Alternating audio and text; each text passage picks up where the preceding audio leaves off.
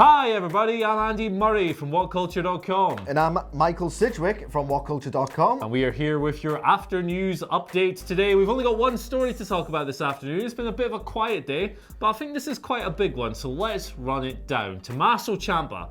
Very good chance he's, if you're watching this, one of your favourite wrestlers in NXT, if not in WWE. Now earlier, he's of course recently returned to the ring. Very serious neck surgery earlier this year. Took him out of TakeOver New York. Ruined that big blow-off match with Johnny Gargano. However, you got the very, very excellent Adam Cole-Johnny Gargano match instead. Anyway, I'm rambling. The point of this is that WWE have tried to bring Tommaso Ciampa up to the main roster before. Didn't work out. Man got hurt, and then Man eventually returned to NXT. Well, Ciampa has opened up during an appearance on Lillian Garcia's Chasing Glory podcast, which is fast becoming one of the most underrated podcasts in wrestling. They pour their hearts out to Lillian. They do, man. The amount of tea that is spilt on this podcast, you'd think it was a Victorian tea room. She gets more scoops than Sean Ross Sapp. She does. She gets more than Brad Shepard.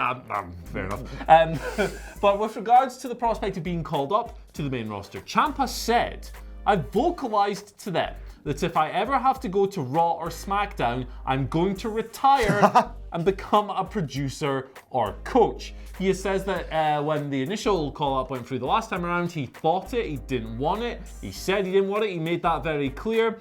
He's also said that being moved to the main roster just wouldn't be worth it for him or his family, and has also said that his body, which has been repaired via surgery countless times, of course with the neck being the most recent example, he says his body wouldn't be able to handle the busier schedule. So, Michael Sidgwick, quite a lot to unpack there. What do you reckon? Right, I can kind of hear the Curb Your Enthusiasm music playing, because everything he's saying, in addition to being hilarious, because I know he's talking about the schedule of the main roster, even though you're not allowed to call it that realistically post NXT's move to USA. He's talking about the schedule, but the subtext for me is, no way do I want to deal with that lousy creative. Yeah. It's just not going to be any fun for me in any way, shape or form. But, as I said, saying all that is all well and good, but on the pre-War Games conference call, Triple H was asked about Tommaso Ciampa and said something to the effect of, we're going day by day with his slow return to in-ring competition. He also said something to the effect of, we're monitoring him very closely. He's certainly going to have to change aspects of his style. Now, just 3 days later, he climbed to the top of the War Games cage and jumped off it in a ridiculous spot with a tiny margin for error. So by changing his style, I think they meant, just go crazier. Yeah. Do more unhinged, dangerous stuff, please. There's a war to win. What I'm getting at is that if he said these words a year ago and all of these events took place a year ago, you could completely understand his position and think, it probably is safer for him to continue to star in NXT, deliver the most blow-away performances on the takeover stage, and beyond that, just wrestle, a less risky, more fun sort of match on the Largo Loop. But realistically, if you look at what they're putting Adam Cole through in the wake of AEW and the desire to defeat them, he's getting more work, Adam Cole, than anyone on that famously torturous main roster.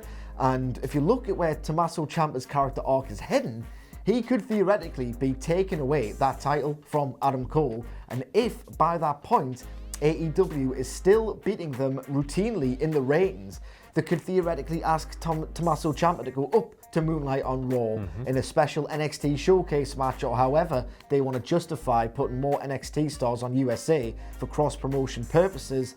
It just looks like he is begging for fate to make a bit of a mockery of this statement, even though I'm all for Tommaso Ciampa's health. I'm all for Tommaso Ciampa wrestling the best and least amount of Tommaso Ciampa's matches to get the best out of him, but it just feels like WWE have got a way of just completely bantering off this kind of optimistic suggestion for his career. Yeah, absolutely. And at the end of the day as well, he's employed by WWE, so it's nice to see guys like in this system standing up and going, hey, my future is mine, I'm going to make my decision. If they tell me to do something I don't want to do, I'm going to say no. These are the guys writing his paycheck. WWE will put their foot down and go, no, mate, actually, you're going to SmackDown whether you like it or not, or whatever else. And then that might create all kinds of kerfuffles here, there, and everywhere. but you know, it's hard to put too much stock into things like this, as great as it sounds on a podcast and so forth. That being said, I would love to see a future someday where things like this are possible and Tommaso Ciampa can go, nah, I'd rather stay here in NXT where the creative's pretty good, and like I don't have to do like cut angles with Mike Kanellis, and I don't have to get my car ruined by Bobby Lashley, whatever nonsense they want to put him through on the main roster. He'll be more creatively fulfilled. It's lighter schedule, as we've said. The match style, yes, a lot more dangerous than on the main roster, particularly in the big spots that he's going to be in.